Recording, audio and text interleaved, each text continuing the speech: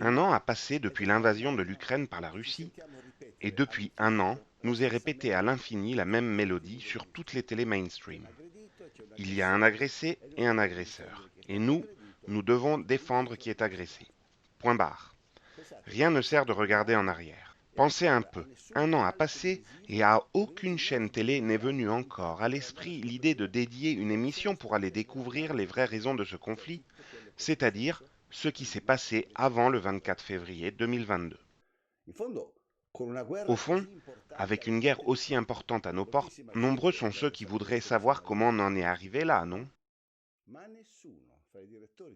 Mais personne, parmi les directeurs de chaîne, n'a eu l'idée de faire une émission sur ce qui s'est passé entre 2014 et février dernier. Pourquoi? Je vais vous le dire pourquoi. Parce qu'en 2014 a eu lieu à Kiev un coup d'État organisé par les Américains qui ont renversé le président légitime démocratiquement élu, Viktor Yanukovych, pour mettre à la place le nazi Petro Poroshenko. Vous vous le rappelez, Poroshenko, non? Celui qui disait à ses compatriotes russes: nos enfants iront à l'école, les vôtres devront se cacher dans les caves car nous viendrons vous bombarder.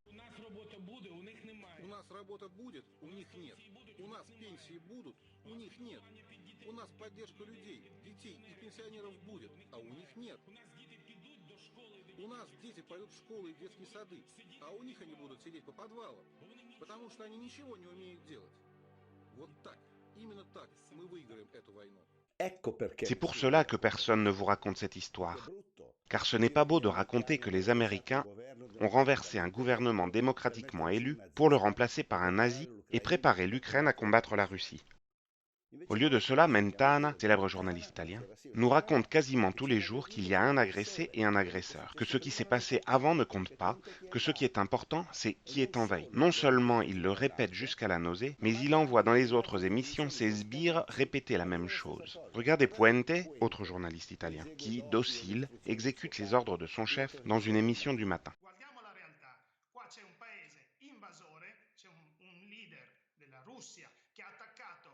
Scuse veramente false l'Ucraina e continua ancora a mentire su quanto sta accadendo in Ucraina.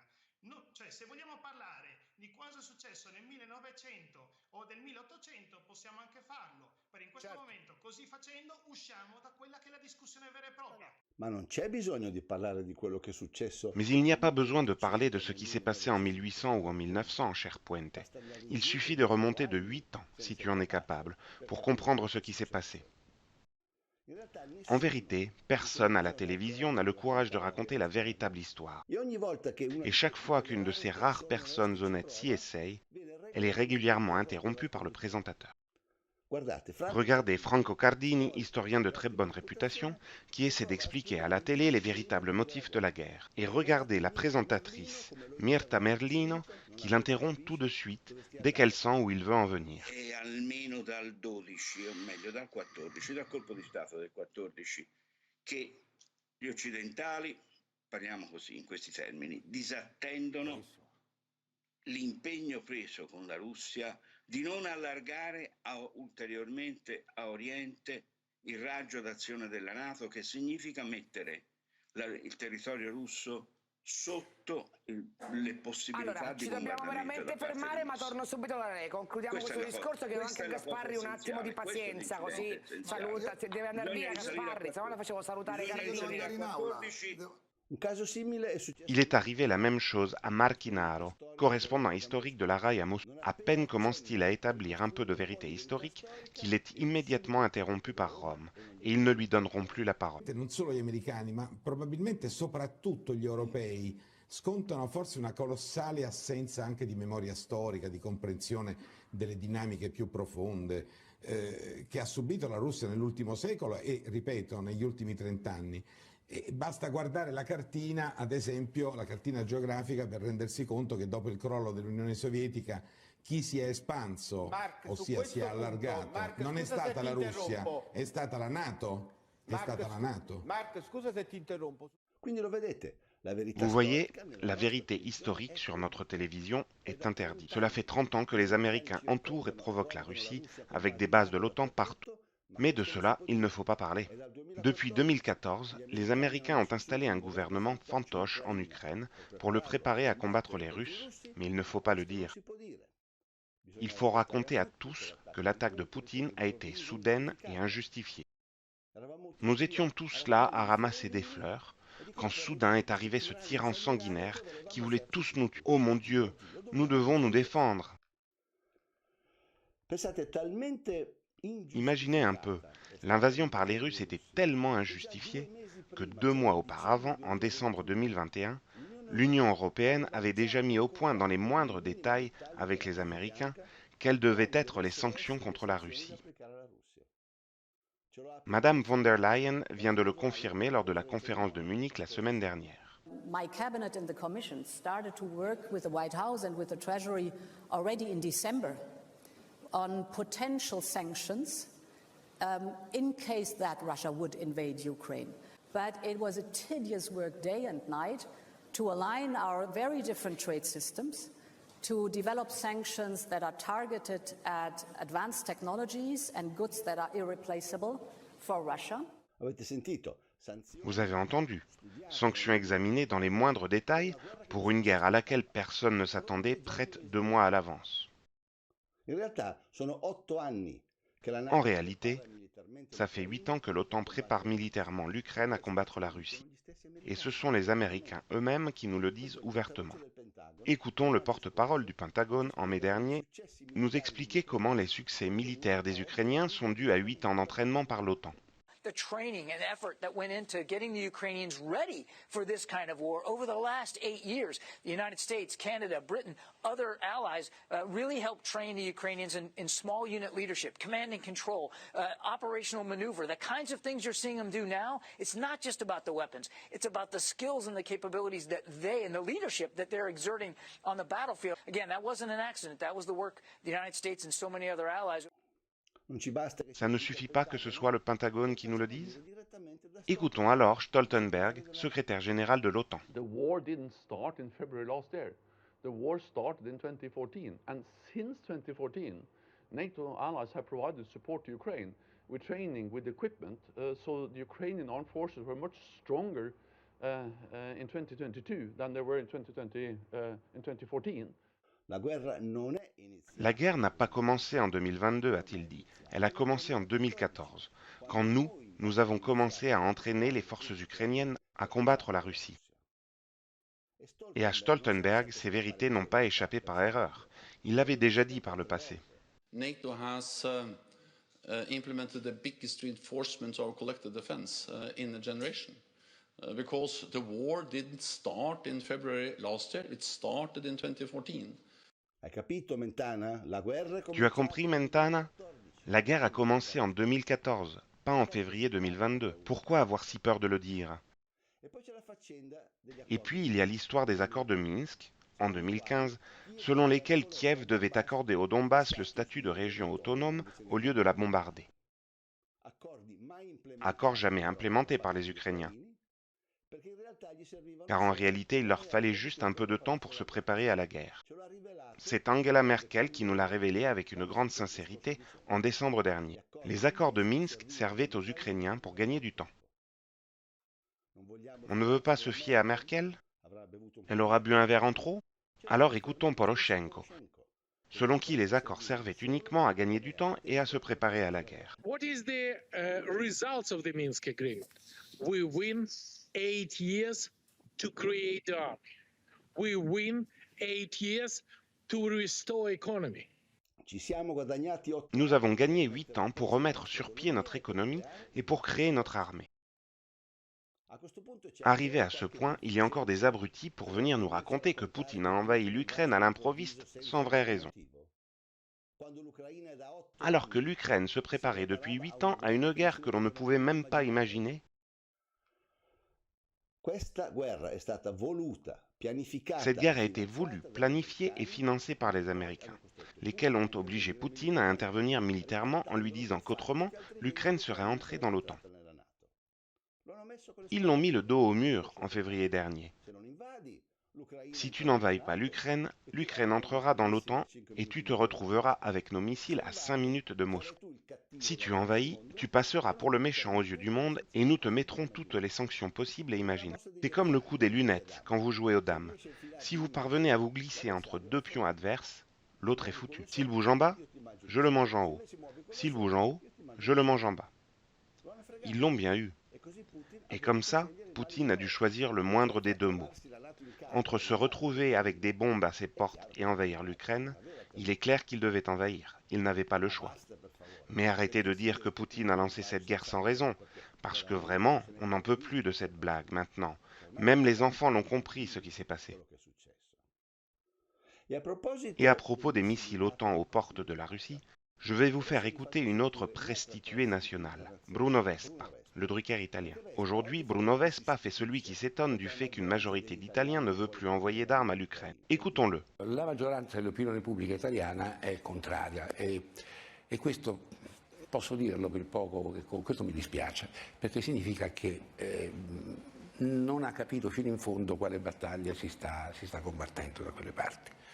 Bien, maintenant écoutons Vespa il y a 5 ans quand il disait, et il avait raison, que l'OTAN était folle d'aller installer ses bases tout autour de la Russie, car elle aurait inévitablement provoqué sa réaction. Écoutez, c'est toujours la même personne, d'accord? Ce n'est pas son frère. L'Occidente ha sbagliato con Putin. Io sono sempre dell'idea che quando vinci non devi stravincere, non devi umiliare lo sconfitto. Ma come gli è venuto in mente di mettere i missili in Polonia, di pigliarci, io capisco che l'Estonia, la Lettonia, la Lituania non vedevano l'ora perché Stalin se l'era presa così, come la grande manona di un cartone animato che si piglia il frugoletto, e quindi avevano voglia, ma come ti viene di farci la NATO, i missili lì dentro, in casa di Putin, in quella che è stata casa di Putin. Allora lo sai, Vespa? Ah, mais alors tu le sais, Vespa, que la faute en revient aux Américains, que ce sont eux qui ont provoqué la Russie en mettant des missiles chez eux. Alors pourquoi aujourd'hui tu ne le dis pas? Parce que toi aussi, comme tous, tu dois obéir aux ordres des Américains. Et tu dois répéter continuellement la fable selon laquelle nous sommes les bons et que Poutine est un criminel. Giorgio Bocca avait raison quand il disait que Vespa n'était pas un journaliste, mais un esclave du régime. Questi famosi giornalisti della televisione dove sono poi? Ma chi sta pensando? Bruno Vespa, questi giornalisti o i direttori dei telegiornali? Io per me Vespa non lo considero un giornalista, lo considero un servo del regime. À propos des servi del régime. À propos d'esclaves du régime, vous rendez-vous bien compte que pendant que nous sommes là, à subir les graves conséquences économiques des sanctions, il se trouve des gens comme Rampini qui viennent nous raconter qu'au fond, notre récession économique est un bien, car c'est une terrible punition pour Poutine. Alla fine questa fosse la nostra recessione, lo dico con tutto il paradosso che questo esprime, la nostra recessione forse sarà la prima vera sanzione economica che farà male sul serio a Putin, perché l'unico modo per danneggiare Putin è ridurre i suoi introiti dalle vendite di energia. Facile de dire ça depuis ton bel appartement de New York, avec ton salaire de nabab. Pas vrai, Rampini? Viens un peu ici payer le crédit des gens qui risquent de perdre leur maison à cause de la récession, plutôt que de frimer avec ton accent du Nord et tes bretelles à la Larry King. Et à propos de sanctions et de dommages économiques subis par l'Italie, autrefois, nous avions une députée très en pointe qui défendait point par point nos intérêts et qui invitait les Européens à ne pas devenir les esclaves idiots des Américains.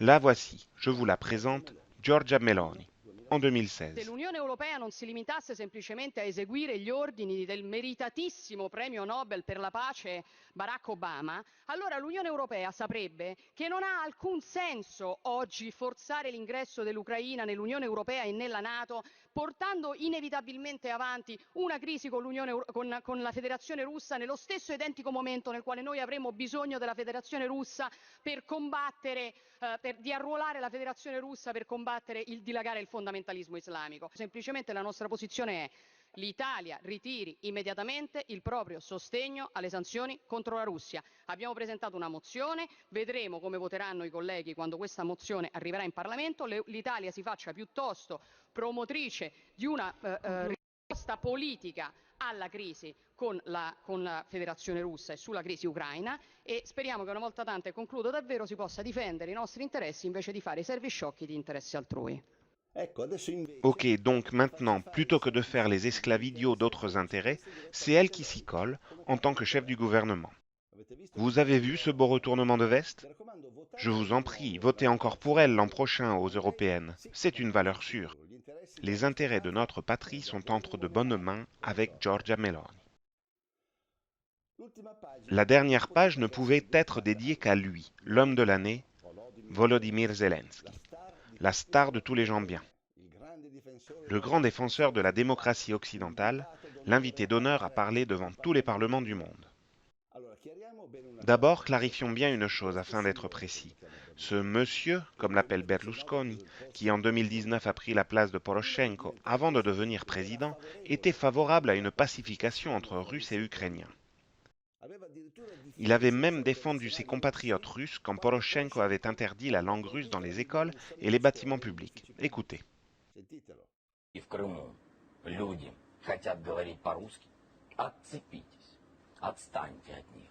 На законном основании дайте им возможность говорить по-русски. Язык никогда не будет делить нашу родную страну. Россия и Украина, мы действительно братские народы. Я знаю миллионы, я знаю тысячи людей, которые живут в России, замечательные люди. Мы одного цвета, у нас одинаковая кровь.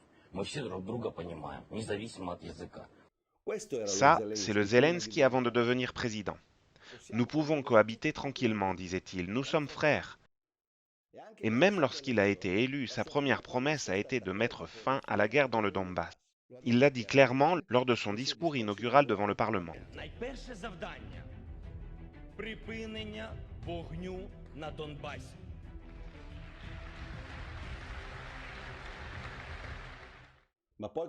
Mais ensuite, que s'est-il passé? Les Américains l'ont pris à l'écart, lui ont expliqué qu'en Ukraine, ce n'était pas lui qui commandait, mais eux, et ils lui ont interdit d'appliquer les accords de Minsk, maintenant ainsi la tension avec la Russie. Parce que les Américains voulaient obliger Poutine à envahir l'Ukraine. Encore le 8 février 2022, soit 2 semaines avant l'invasion, Macron avait réussi à arracher à Zelensky l'accord pour finalement appliquer les accords de Minsk et à mettre fin au bombardement sur le Donbass. Conversations, I've been able to get the very clear and explicit commitment of President Putin and President Zelensky to implement the Minsk agreements. Mais dans la nuit du 8 au 9 février, quelqu'un a dû utiliser son téléphone et le lendemain, Zelensky a changé d'idée. Сегодня вечером официальный Киев заявил, что не намерен выполнять Минские соглашения и вести прямые переговоры с Донбассом. Произошло это спустя всего лишь 20 часов после совместной пресс-конференции Макрона и Зеленского, на которой утверждалось, что вот теперь-то Украина точно приступит к реализации договоренностей, от которых в прямом смысле зависит решение вопроса войны и мира. Pourquoi a-t-il changé d'avis? Parce que ceux qui le contrôlaient voulaient la guerre, voulaient que la Russie envahisse l'Ukraine. Et donc Berlusconi a parfaitement raison quand il dit que Zelensky aurait parfaitement pu éviter la guerre si seulement il avait arrêté de bombarder le Donbass. Stiamo assistendo alla devastazione del suo paese e alla strage di suoi soldati e di suoi civili, bastava che lui cessasse di attaccare le due repubbliche autonome del Donbass e questo non sarebbe avvenuto. Il suffisait qu'il cesse d'attaquer les deux républiques autonomes du Donbass et cela ne serait jamais arrivé. Mais Zelensky n'a pas mis fin au bombardement parce que les Américains le lui ont interdit. Ils voulaient la guerre à tout prix et ils l'ont obtenue.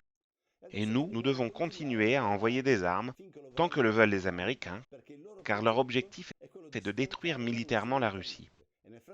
Et tant qu'ils y sont, ils mettent aussi à genoux l'économie européenne et la nôtre en particulier. Les Américains ont même fait sauter le gazoduc Nord Stream qui nous apportait du gaz pas cher depuis la Russie. Et nous n'avons rien dit. Tous nos journalistes de faire semblant de ne pas comprendre qui l'a fait, de peur de perdre leur poste. Et vous les verrez dans les prochains jours, nos prostituées, tous bien alignés, à nous rappeler 1 an de souffrance des Ukrainiens, causée par le méchant Poutine qui les a envahis sans raison, et non par les Américains qui l'ont voulu, programmé et organisé cette guerre depuis la lointaine 2014. Voici malheureusement la situation où nous nous trouvons aujourd'hui, grâce à ces prostituées du régime qui insistent pour se faire appeler journalistes. Ce sont eux le vrai problème. Essayons de nous en rendre compte une bonne fois pour toutes. S'ils avaient raconté les choses comme elles sont, la situation serait bien différente. Bien, je m'arrête là. Je vous laisse sur une belle animation que j'ai trouvée sur le net et qui résume très bien le rôle de Zelensky dans toute cette affaire. Au revoir.